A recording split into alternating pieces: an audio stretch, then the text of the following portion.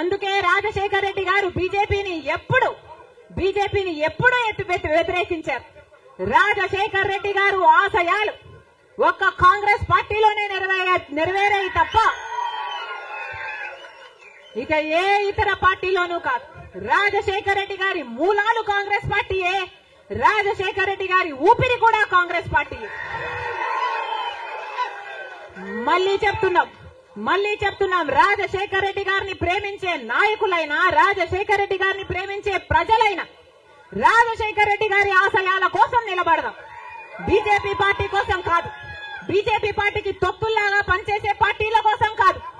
మళ్ళీ చెప్తున్నాం రాజశేఖర రెడ్డి గారిని అభిమానించే నాయకులైనా ప్రజలైనా రండి, రాజశేఖర రెడ్డి బిడ్డతో చేతులు కలపండి. ఆంధ్ర రాష్ట్రంలో మళ్ళీ రాజశేఖర రెడ్డి గారి ఆశయాలను సిద్ధింపచేద్దాం. నేను రెడీ.